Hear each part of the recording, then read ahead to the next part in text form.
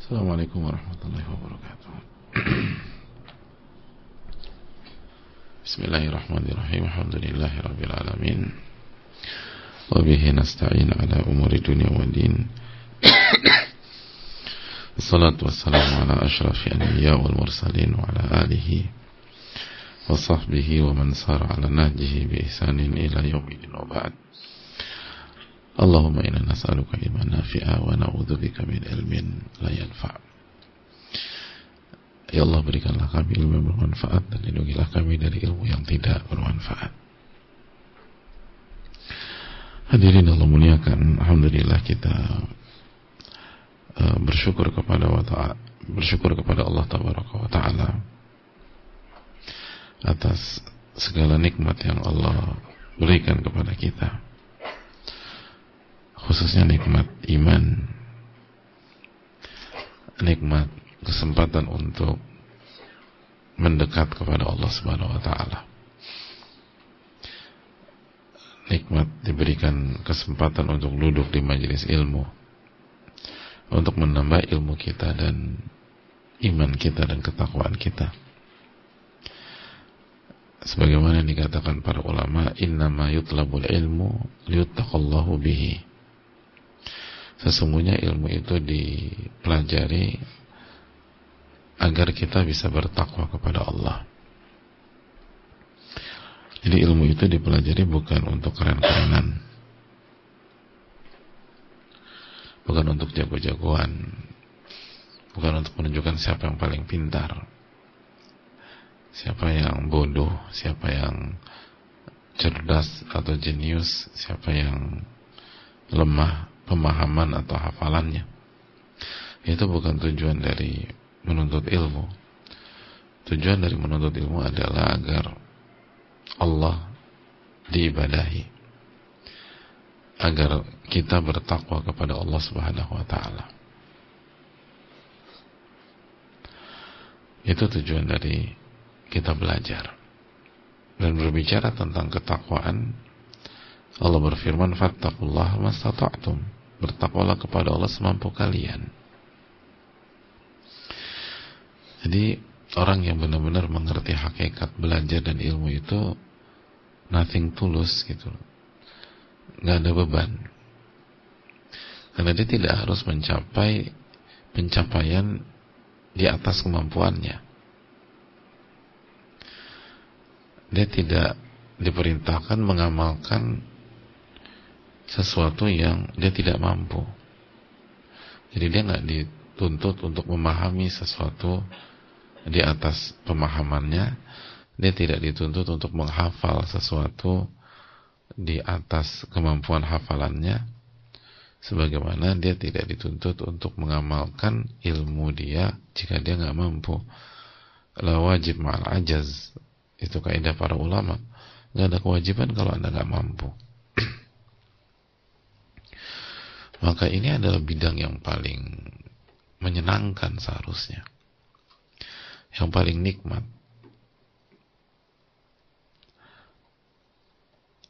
Karena kita nggak dituntut jadi orang lain, kita nggak dituntut berada di level yang bukan kapasitas kita. Kita hanya diminta fattaqullaha mastata'tum. Bertakwalah kepada Allah semampu kalian. Maka semoga kita bisa menjadi orang-orang yang bertakwa kepada Allah tabaraka wa taala. Dan kita harus ekstra bersyukur karena Allah memberikan taufik kepada kita untuk belajar di hari seperti ini, hari yang saleh, hari yang baik, hari yang istimewa, hari Asyura, hari ke-10 dari bulan Al-Muharram, hari di mana Allah menyelamatkan Nabi Musa alaihissalam dan menenggelamkan Fir'aun dan bala tentaranya. Maka hendaknya kita bersyukur ketika di waktu yang sangat istimewa ini kita bisa mengisinya dengan ibadah. Dan bersyukurlah ketika kita bisa mengisi hari ini dengan berpuasa, puasa Asyura, yang akan menghapuskan dosa kita 1 tahun ke belakang, jika Allah terima dan kita kerjakan dengan ikhlas dan sesuai dengan tuntunan Rasulullah SAW. Dan bagi yang tidak bisa berpuasa pada hari ini karena alasan syar'i, jangan berkecil hati. Karena kalau kita udah niat berpuasa tapi kita nggak berhasil, atau kita nggak bisa karena alasan syar'i, mungkin haid, mungkin nifas atau sakit, maka kita tetap dapat pahala puasa hari ini. Dan segeralah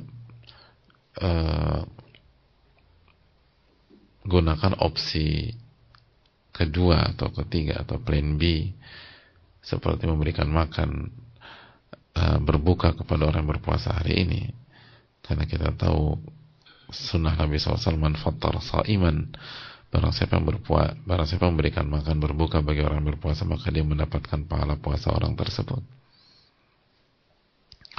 Intinya bahwa hari ini jangan dilepaskan, hari ini jangan disia-siakan, dan kita harus kembali ekstra bersyukur karena hari Asyura pada tahun ini bertepatan dengan hari Jumat, Sayyidul Ayyam, hari terbaik di setiap pekan. Jadi salah satu hari terbaik di sepanjang tahun berada di hari terbaik setiap pekan. Maka semoga Allah memberikan taufik kepada kita di hari ini, dan perbanyak salawat kepada Nabi SAW. Lalu coba tadabburi, renungkan, baca surat Al-Kahfi dan lain sebagainya. Hadirin Allah muliakan, dan semoga Allah terima amal ibadah kita, dan jaga menit-menit dan detik-detik di waktu pagi, karena sekali lagi waktu pagi adalah start di sebuah hari. Diibaratkan waktu pagi adalah kepala seekor unta, kata para ulama. Kalau kita bisa kendalikan kepalanya, maka seluruh bagian atau seluruh tubuh unta itu akan mengikuti kita. Maka semoga Allah memberikan taufik kepada kita di hari ini, dan semoga kita bisa mendapatkan, atau Allah memberikan kemudahan sehingga kita bisa mendapatkan hari yang indah di hari Asyura ini, dan semoga Allah ampuni dosa-dosa kita 1 tahun belakangan ini dan seluruh dosa-dosa kita yang ada. Amin ya rabbal alamin. Hadirin Allah muliakan, adapun jika kita kembali ke Riyadhus Shalihin, kita masih berada di bab durhaka kepada orang tua, dan kita masih membahas tentang hadis Abi Isa radhiyallahu ta'ala tentang apa yang Allah haramkan dan apa yang Allah benci. Allah haramkan uququl ummahat, durhaka kepada ibu, dan Allah juga haramkan wa man'an wahad, pola tidak menjalankan kewajiban dan mengambil yang bukan hak kita, wa'dal banat, dan mengubur anak wanita hidup-hidup, wa karihalakum qila wa qal, dan Allah membenci qila wa qal, katanya dan katanya, wa kathrata su'al, dan Allah membenci banyaknya bertanya, wa idha'atal mal, dan Allah membenci pola menyia-nyiakan harta. Dan kita sudah berada di bagian terakhir. Allah membenci menyia-nyiakan harta. Apa yang dimaksud dengan menyia-nyiakan harta di dalam hadis ini? Dijelaskan oleh banyak para ulama. Hadirin Allah muliakan, bahwa ada banyak keterangan, tapi intinya sebelum kita mungkin menekankan beberapa, atau mungkin sebelum kita meluaskan sedikit pembahasan ini, tapi intinya apa yang dikatakan oleh para ulama, diantaranya Al-Hafidh Ibnu Hajar, salah satu ulama mazhab Syafi'i, ini menjelaskan rahimahullah, wal aqwa annahu ma unfiqa fi ghairi wajhihi al-ma'dhun fihi syar'an sawun kanat diniyatan aw dunyawiyatan famuni'a minhu. Pandangan yang paling kuat atau keterangan yang paling kuat menyia-nyiakan harta adalah segala apabila harta itu digunakan, diinfakkan ke dalam hal yang tidak diizinkan secara syariat, fi ghairi wajhil ma'dzun fih, ke hal yang tidak diizinkan, ke dalam konteks yang tidak diizinkan oleh syariat, oleh Allah Subhanahu wa taala dan Rasulnya sallallahu alaihi wasallam.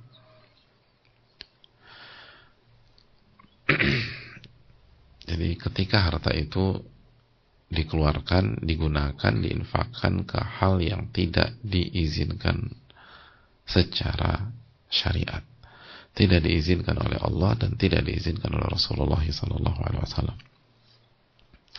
sawa'un kanat diniyatan atau dunyawiyah, baik itu untuk kepentingan, baik itu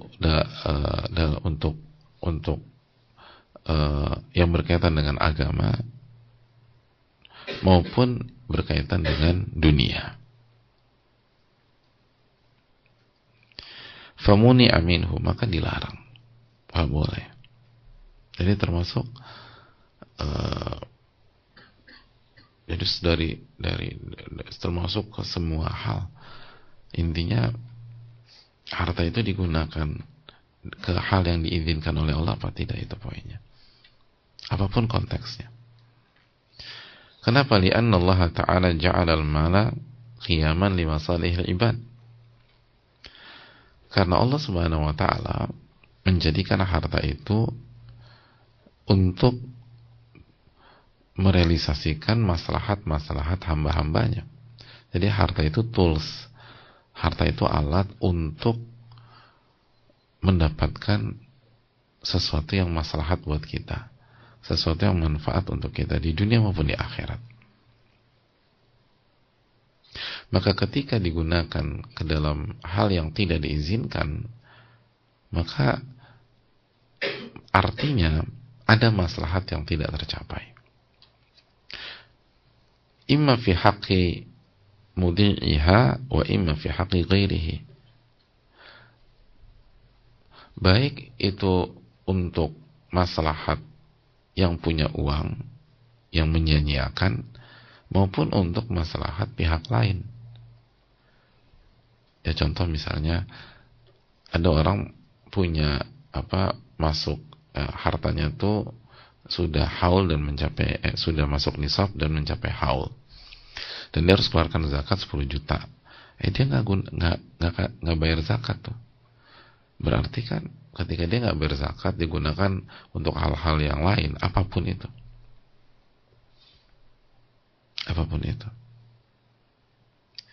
dia nggak bayar zakat aja. Bisa jadi 10 juta itu diberikan barang, bisa jadi itu barang yang haram atau barang yang mubah, atau dia kasih pihak, kesannya itu baik, tapi harta itu harus menjadi harta zakat, dan pihak itu bukan mustahik. Makanya itu tadi, baik itu atas nama agama maupun bukan. Walaupun dia bilang, enggak, ini nih fisabilillah, ini kebaikan. Ini kebaikan loh. Iya kebaikan, tapi ini uang zakat. Harus diberikan kepada mustahik. Mustahiknya sudah dijelaskan dalam surat At-Taubah 60. Anda tinggal lihat aja. Nggak bisa bebas kita tentukan. Nah begitu uang itu dialokasikan ke tempat lain, maka ini membuat maslahat yang punya uang ini jadi berantakan, jadi hilang. Akhirnya kan dia dicap sebagai orang yang nggak bayar zakat sampai zakat itu dikeluarkan. Dan orang yang nggak bayar zakat kan diancam neraka, coba. Dan uangnya nggak berkah di dunia. Di waktu yang sama, ketika dia nggak bayarkan zakatnya, berarti ini menzolimi hak para mustahik. Yang harusnya mustahik itu orang yang berhak dapat zakat, ya. Mustahik itu bahasa Arab, artinya orang yang berhak dapat zakat. Yang harusnya mereka dapat uang tersebut dan digunakan untuk kebaikan, akhirnya dia nggak dapat, gitu. Dan itu hak mereka. Akhirnya mereka nggak mendapatkan Bisa jadi itu tadi, yang harusnya bisa bayar rumah sakit nggak bisa bayar rumah sakit, yang harusnya bisa masukin anak yang sekolah nggak bisa masukin anak ke sekolah, dan lain sebagainya. Berarti dengan menyanyiakan harta itu merugikan yang punya uang atau yang megang uang, dan merugikan pihak lain. Itu sebagai contoh saja. Maka Allah benci idha'atul mal, menyanyiakan harta. Yaitu ketika harta itu digunakan, dialokasikan, dimanfaatkan bukan pada tempatnya. Bukan pada tempatnya.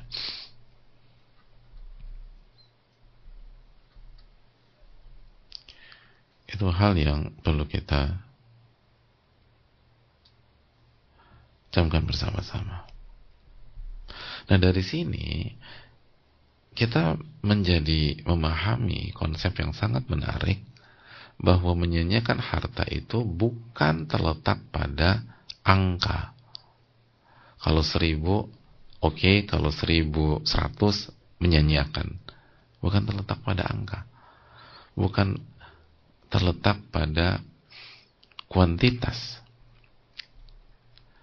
Tapi terletak pada alokasi. Ke siapa Anda berikan?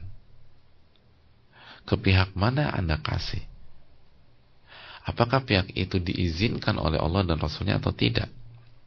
Apakah tempat itu diizinkan oleh Allah Subhanahu wa Ta'ala atau tidak? Apakah orang itu diizinkan oleh Allah dan Rasulnya untuk menerima harta Anda atau tidak? Apakah tempat itu, kegiatan itu diizinkan oleh Allah dan Rasulnya SAW untuk mendapatkan harta Anda atau tidak? Kalau diizinkan, maka sebanyak apapun, asal diizinkan dari semua sisi, ya, dari semua sisi, maka walaupun besar nggak termasuk menyanyiakan harta. Tapi kalau tidak diizinkan atau ada syarat yang tidak terpenuhi, maka walaupun kita cuma ngasih 100 rupiah, walaupun kita cuma ngasih 50 rupiah, itu idha'atul mal. Dan Anda akan mempertanggungjawabkan di hari kiamat.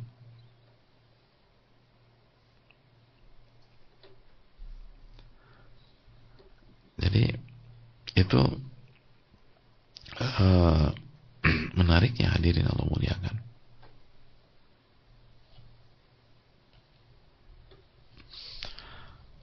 Jadi ini terletak pada ke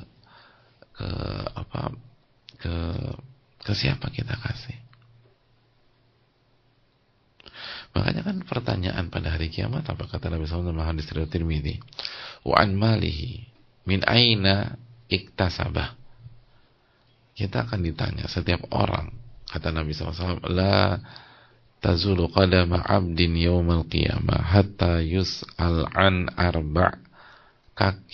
Kedua kaki seorang hamba tidak akan beranjak dari sisi Allah sampai dia ditanya tentang 4 perkara. Di antara pertanyaan itu, wa an malihi min aina iktasabah wa fima anfaqah.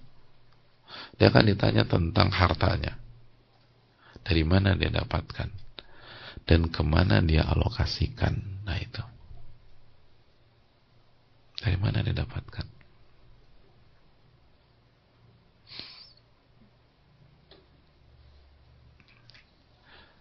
Gitu. Nabi SAW nggak mengatakan berapa yang didapatkan, berapa yang didapatkan dan berapa yang dia keluarkan. Nabi SAW nggak menyebutkan kalimat tersebut, walaupun itu juga akan diaudit jelas. Tapi penekanannya, Anda dapat dari mana tuh uang?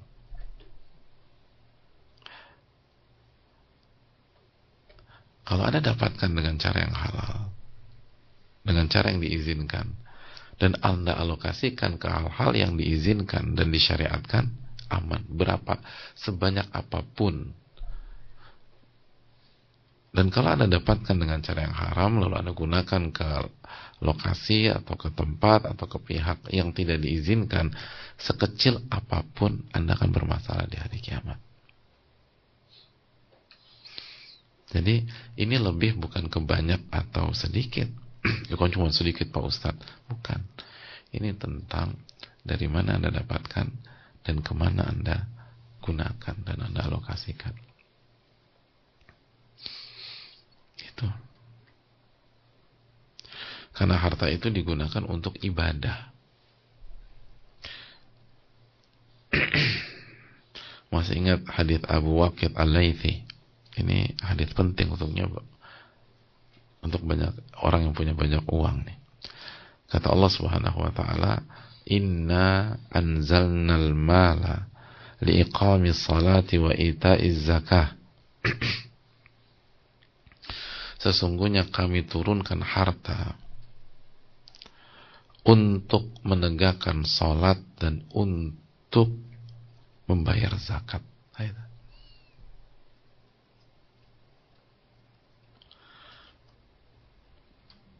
Ini kaidah.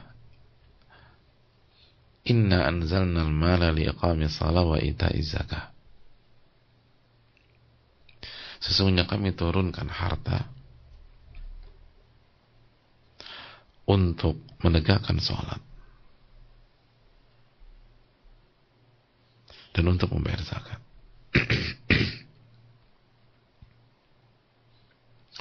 Maksudnya apa?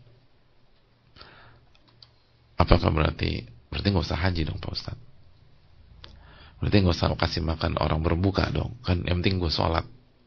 Nggak ada kasih makan orang berbuka dalam hadis ini. Berarti nggak usah nafkahin istri dong Pak Ustaz? Kita kan nggak ada. Berarti nggak perlu nafkahin orang tua yang nggak mampu dong? Oh bukan. Dijelaskan para ulama maksudnya liyuqimu bihi sya'airad din wa yudhiru ma'alim syara' min salatin wa zakatin wa ghairihima. Tujuan harta itu untuk digunakan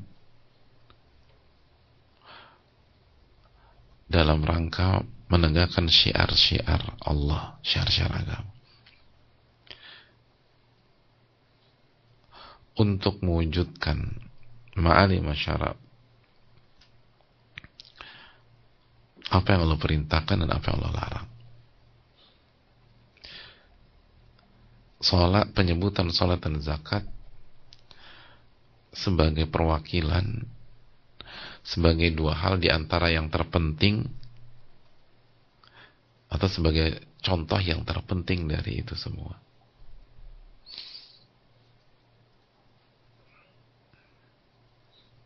Itu jemaah. Jadi uang itu tadi digunakan untuk beribadah, untuk beramal soleh. Selama kita gunakan uang kita untuk beribadah dan untuk beramal soleh, untuk menunaikan hak gitu. Kalau kita lagi hak istri, hak anak, hak orang tua, hak mustahik zakat, hak saudara, hak keluarga, aman. Tapi banyak banget aman.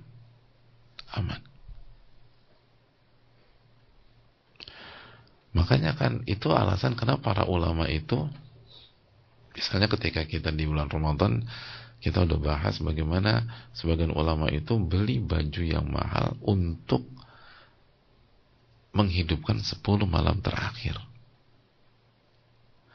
Bahkan bisa mencapai puluhan juta rupiah kalau kita kurskan sekarang. Apa nggak mubazir? Apa tujuannya? Untuk menghidupkan 10 malam terakhir Ramadan. Aman, itu kan syiar. Ini bukan tentang beli baju berapa rupiah, bukan.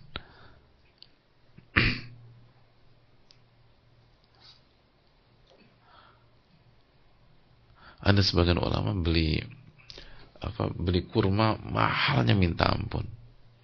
Sampai orang-orang tuh bingung, ngapain beli kurma seharga begitu, sekilo gitu, mahalnya luar biasa. Kata beliau, karena ibu saya ingin makan kurma. Ya tunggu aja sampai harga turun, sampai suplai dan demand-nya itu seimbang, kan harga turun tuh. Kata mereka apa? Ibu saya maunya sekarang, bukan mau nanti, maunya sekarang. Dan saya punya uang, ya udah saya beli aja tuh kurma. Gitu. Saya nahan kurma, ibu saya marah, dosa saya. Atau paling enggak saya kehilangan momentum. emangnya ada yang jamin kalau tuh harga korma turun ibu saya masih hidup gitu? Emang ada yang jamin ketika tuh harga korma turun ibu saya masih pengen korma gitu? Bisa jadi udah nggak selera lagi. Ini mumpung ibu saya mau, saya beli. Tapi mahal. Ini bukan tentang angka. Ini tentang apakah kotak itu atau hal tersebut atau pihak itu diizinkan dan diridhoi oleh Allah Subhanahu wa taala atau tidak. Dudukan itu aja. Oh, membuat sedang birrul walidain. Allah ridhoi. Allah ridhoi. Allah mencintai orang-orang yang birrul walidain. Senang. Udah. Eksekusi aja. Begitu Adit.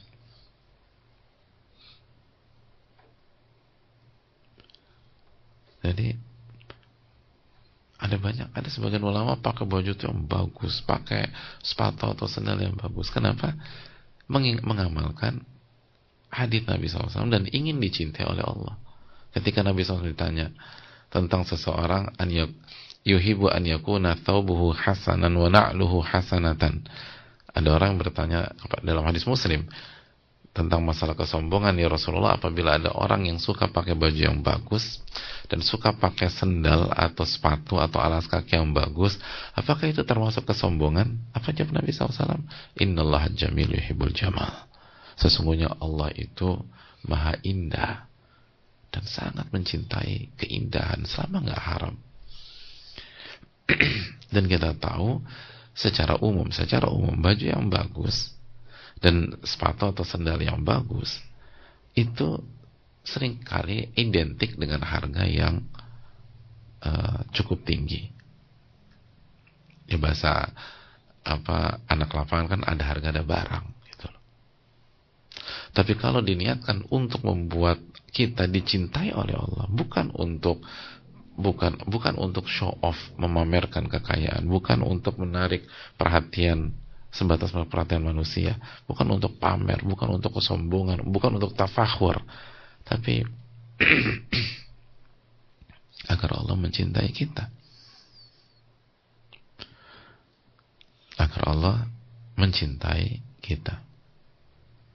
Makanya kan kata para ulama, Allahu ahaqqu an yutazayyana lah. Allah itu lebih Allah yang paling pantas untuk mendapatkan penampilan prima kita. Karena Allah yang kasih kita semua. Di dalam bab rumah tangga, apa kata Abdullah bin Abbas ketika Abdullah bin Abbas pakai outfit yang bagus, wardrobe-nya oke. Ketika ditanya sebagian pihak, kenapa pakai baju begitu? Terus jaga penampilan gitu Abdullah bin Abbas. Kata Abdullah bin Abbas, diriwayatkan, inni uhibbu an atazayyana limraati kama uhibbu an tatazayyana li. Aku tuh ingin berpenampilan maksimal untuk istriku sebagaimana aku ingin istriku berpenampilan maksimal untuk aku.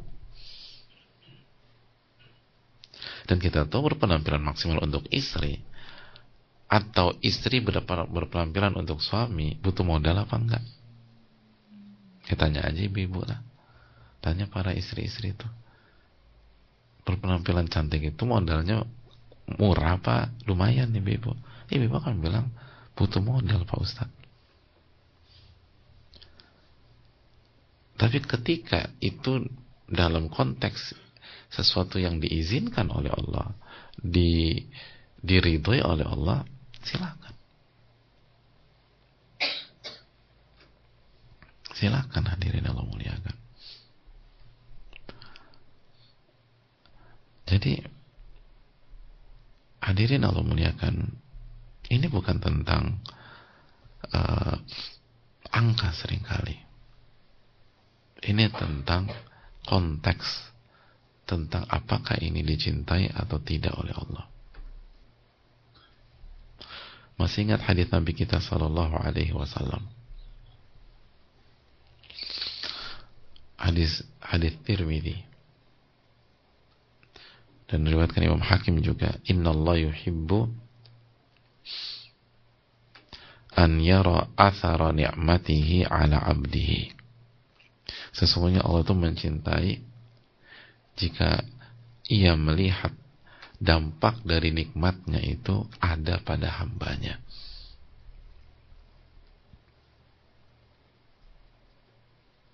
Gitu. Jadi tuh Allah tuh mencintai kalau kita, atau Allah mencintai, Allah tuh suka jika Allah melihat efek dari nikmatnya ada pada hambanya. Maksudnya apa? Diperlihatkan hambanya.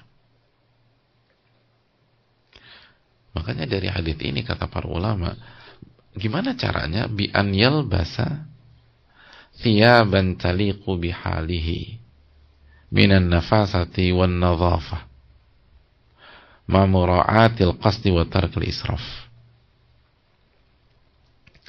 Dengan memakai, contohnya ya, contoh gimana sih contohnya memperlihatkan nikmat Allah gitu loh.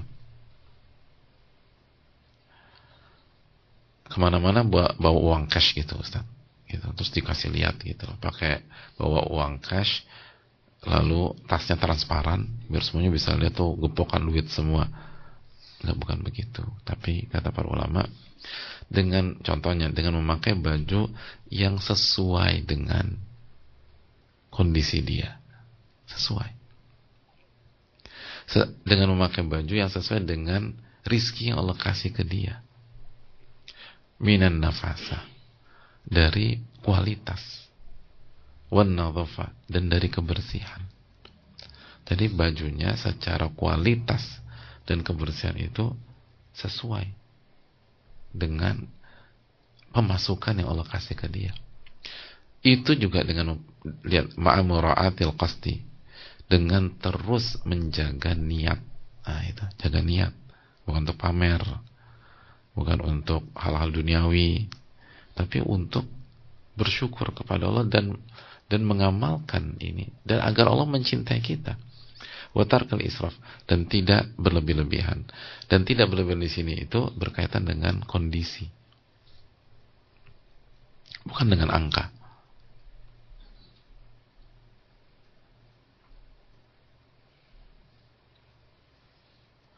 Makanya dijelaskan sebagian para ulama seperti Al-Hafidh Al-Hafidh dan lain sebagainya tentang hukum menggunakan harta untuk hal-hal yang mubah, hal-hal yang mubah, hal-hal yang boleh. Seperti apa? Seperti maladzatin nafas, seperti hal-hal yang disukai oleh diri kita, gitu. Dengan sesuatu hal yang mubah dan disukai oleh diri seseorang. Yang disukai dari dia macam-macam loh, gitu. Bisa baju, bisa sepatu, bisa tas, bisa jam tangan. Pokoknya semua hal-hal mubah lah, gitu. Hal-hal yang mubah. Jadi boleh nggak beli sesuatu barang yang kita suka, gitu. Barang yang kita suka, yang disukai oleh personal seseorang. Dan barang yang disuka atau hal yang disuka kan macam-macam. Intinya maladhil an-nafas, hal-hal yang disukai oleh jiwa. Apa kata para ulama diperinci? Saya sebutkan di antara perinciannya. Di antara perinciannya, an yakuna ala wajhin yaliqu bihalil munfik wa biqadri mali, fa hadza laysa bi israf, kata para ulama. Kata para ulama,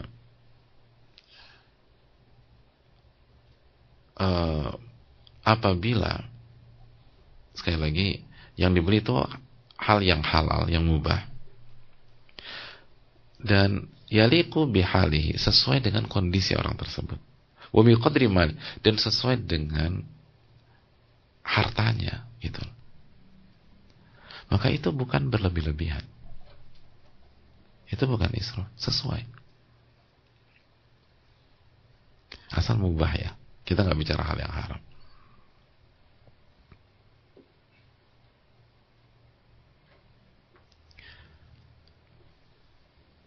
Kenapa? Karena itu masuk ke dalam hadis itu, innallaha yuhibbu an yara athara ni'matihi ala 'abdihi. Allah itu mencintai hambanya jika Allah melihat dampak dari nikmatnya itu dipakai dalam diri hamba itu. Gitu. Sesuai dengan kondisinya. Jadi kalau kondisinya sedang lagi di atas, itu berbeda standarnya jika kondisinya lagi di bawah gitu. Nah, sesuai itu aja. Jadi ini hal yang sangat menarik. Jadi parameternya kembali lagi kata Al-Hafidz Ibnu Hajar, apakah Allah izinkan atau tidak? Nah, dari mana kita tahu Allah izinkan? Baca ayat, baca hadis. Nah, itu. Jangan pakai perasaan. Makanya ini juga menunjukkan bahwa orang yang orang yang hijrah atau orang itu penampilannya harus kucel, harus kumel, enggak. Harus mengenaskan gitu loh. Kalau enggak nanti dia divonis ahli dunia. Bro, lo katanya ngaji kok nggak zuhud. Zuhud itu bukan pada penampilan, zuhud itu pada hati, kata para ulama. Bisa jadi orang paling kucel di kota kita, di kabupaten kita adalah orang yang paling nggak zuhud. Kenapa? Karena kucelnya misalnya pencitraan, atau misalnya dia memang nggak punya duit, tapi ambisius terhadap dunia, tapi gagal terus. Gitu. Dan bisa jadi orang yang berpenampilan baik itu adalah orang yang zuhud. Kenapa? Karena dia berpenampilan yang bagus bukan untuk tujuan duniawi yang haram, tapi agar apa? Agar Allah mencintai dia, agar Allah ridho sama dia, dalam rangka bersyukur kepada Allah, sehingga dia perlihatkan nikmatnya kepada dia perlihatkan nikmatnya dalam penampilannya. Makanya kan kata para ulama ketika membahas hadis tadi, wa hadza min babi syukrihi ala ni'amihi wal isti'ana bi ala ta'atihi wa ittikhadhiha tariqan ila jannatihi wa hadza afdal min az-zuhdi fiha.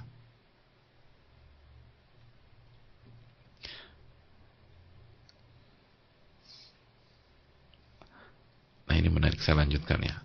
Dalam masalah apa?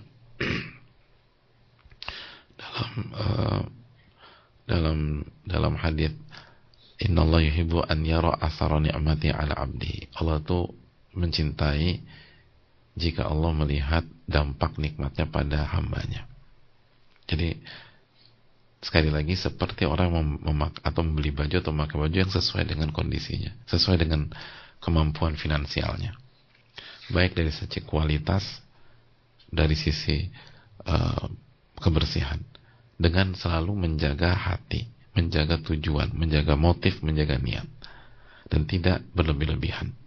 Itu tadi beda, tidak berlebihan tergantung kondisi orang tersebut. Dan ini masuk ke bab syukur,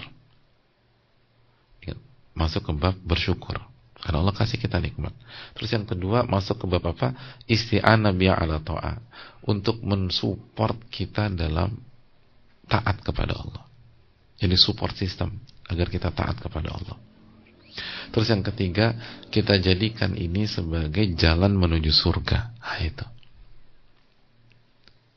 Masya Allah ya konsep kita ya. Jadi mana yang mengatakan kalau kita jadi muslim yang baik kita jadi terbelakang, kita jadi ini sengsara hidupnya. Enggak, tergantung takdir kita juga. Bersyukur, support system agar taat, lalu jalan menuju surga. Dan ini lebih afdal, lebih baik daripada bersikap sebaliknya. Jadi kata Allah, ini lebih afdal, lebih baik daripada bersikap sebaliknya. Ngerti? Jadi orang yang punya income Anda berapa per bulan? 10 miliar. Orang yang punya income 10 bulan 10 miliar. Ada dua orang nih. Dua-duanya sama-sama belajar agama. Sama-sama income-nya 1 bulan 10 miliar. Yang satu dia pakai baju, dia pakai sepatu, dia pakai tas, dia beli mobil sesuai dengan income-nya 10 miliar itu per bulan, sesuai dengan itu. Dan nggak maksa juga, ya udah didapat itu dia pakai. Adapun yang kedua, income-nya 10 miliar, tapi dia pakai dia tinggalkan itu semua gitu. Penampilannya seperti income-nya per bulan 10 juta gitu. Jadi ada dua orang, yang satu dia penampilannya sesuai dengan kondisinya, yang satu dia berpenampilan atau dia punya segala macam. Kalau orang lihat dia, nih outfitnya orang nih, muka-mukanya nih 10 juta nih per bulan nih gitu. Padahal income-nya 10 M. Nah, kata para ulama, yang pertama lebih afdol daripada yang kedua. Dengan syarat gitu loh. Tidak menyibukkan kita dari Allah Subhanahu wa taala. Kalau itu menyibukkan kita dari Allah, maka yang kedua lebih afdal daripada yang pertama.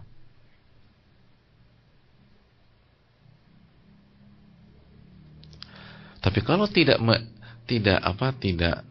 menyibukkan, maka yang pertama lebih afdal. Kenapa? Karena bab syukur, dan syukur itu di atas, paling atas.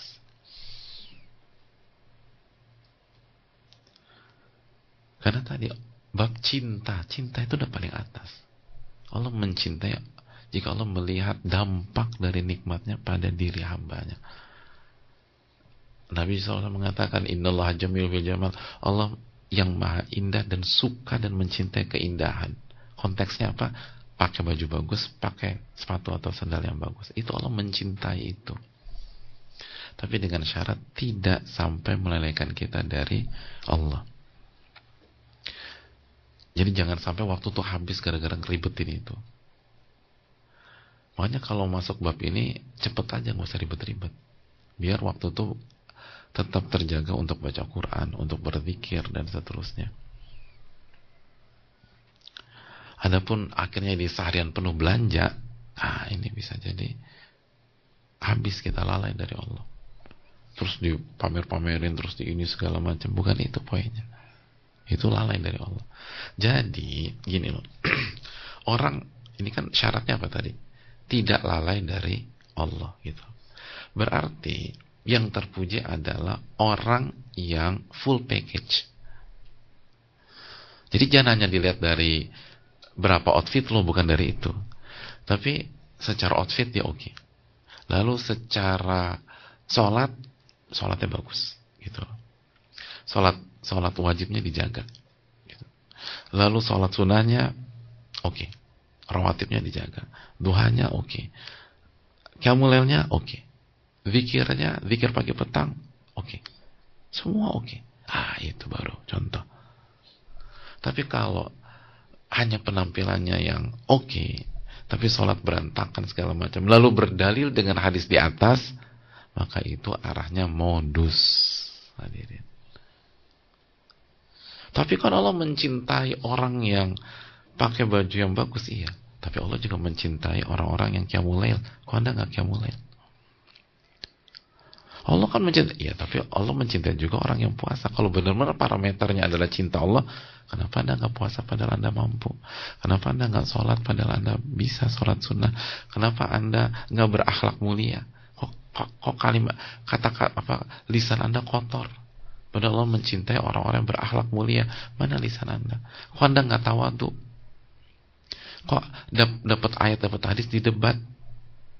Bukan kalau mencintai orang-orang yang tawadhu, orang-orang yang istislam, orang-orang yang menerima kebenaran. Nah, kalau klaim dia jujur dari segi membelanjakan harta, maka itu akan terlihat juga dari lisan dia, ibadah dia, sholat dia, zakat dia, puasa dia, haji dia, zikir dia, hubungan dia dengan Al-Quran, lalu hubungan dia dengan lingkungan dan seterusnya. Kalau itu benar-benar terlihat, benar, dia dalam hidup bermain dalam bab bersyukur kepada Allah. Karena syukur bukan hanya penampilan, syukur itu syukur hati, syukur lisan, syukur fisik. Itu baru jujur bersyukur. Kalau tidak, itu inkonsistensi yang dibalut dengan klaim bersyukur untuk menjustifikasi hobinya pakai barang yang harganya tinggi misalnya, untuk menjustifikasi keinginannya pakai baju yang harganya tinggi misalnya gitu. Ini bisa disampaikan, semoga bermanfaat. Kita udah cukup lama di hari ini, tapi nggak apa-apa karena ini hari yang mulia. Jadi durasi insya Allah membuat kita dapat pahala lebih di hari ini. Tapi sekali lagi itu hadirin. Jadi kalau mau itu konsisten. Kalau mau berpenampilan itu ya yang lain juga harus bagus. Infak harus kencang. Ini penampilannya oke, tapi pelit. Allah kan benci orang pelit ya, gitu. Kalau Anda memang cari cinta Allah, ya royal dong sama orang. Bantu orang, support orang. Gitu loh. Jadi jangan hanya naik mobil bagus aja. Itu bantu orang yang nggak mampu. Support, infak, sedekah, gitu, baru semuanya terlihat selaras gitu loh. Oh, ini benar, dia melakukan ini semua untuk mendapatkan cinta Allah tabaraka wa taala. Dia harus semangat belajar dong, harus datang ke kajian, harus duduk di majelis ilmu, karena Allah mencintai orang-orang yang belajar. Allah mencintai orang-orang yang punya ilmu. Allah angkat derajatnya. Ini nggak pernah hadir gitu loh. Tapi begitu dapat ayat atau dalil atau hadis yang sesuai dengan keinginannya, dipegang terus. Nah, itu seperti orang-orang yang kata Allah Subhanahu wa taala, hidupnya di tepian gitu loh. Ala harfin gitu loh. Ala harfin. Hidupnya itu di tepian. Itu surat Al-Hajj tuh ayat 11. Wa minan nas man ya'budullaha ala harfin. Nah, itu. Ada di antara manusia yang beribadah di tepian aja gitu. Apa maksud di tepian? Nah, lanjutin tuh ayat. Fa in asabahu khairun itma'anna bih. Kalau dia dapat hal-hal yang sesuai dengan keinginannya, gitu loh. Dapat ayat, dapat hadis sesuai dengan hawa nafsunya, itma'anna bih. Oh, ini baru Islam nih. Ini sunnah Nabi SAW. Kenapa? Cocok dengan keinginan dan hawa nafsunya. Wa in asabathu fitnatun. Tapi begitu berhadapan dengan dalil atau ayat atau hadis yang tidak mendukung kepentingannya, yang tidak sesuai dengan nafsunya, tidak sesuai dengan kepentingannya, inqalaba ala wajhihi, dia berpaling. Khasirat dunia wal akhirah. Orang kayak begini dia akan rugi di dunia dan rugi di akhirat. Dzalika wal khusranul mubin. Itu kerugian yang paling parah dan paling nyata. Mau enaknya aja. Itu. Mau enaknya saja. Makanya Allah mengatakan udkhulu fis silmi kafah. Masuklah ke dalam Islam secara utuh, secara totalitas.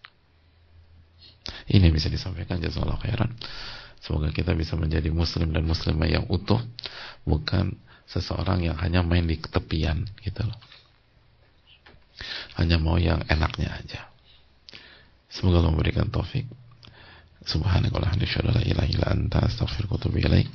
Dan semoga Allah terima amal ibadah kita, dan semoga hari ini kita mendapatkan ampunan dari Allah Tabaraka wa taala, dan fokus di hari ini dan gunakan detik demi detik, menit demi menit untuk amal soleh dan ketaatan. Subhanakallahumma wa bihamdika, la ilaha illa anta, astaghfiruka wa atubu ilaik. Assalamualaikum warahmatullahi wabarakatuh. Syukur.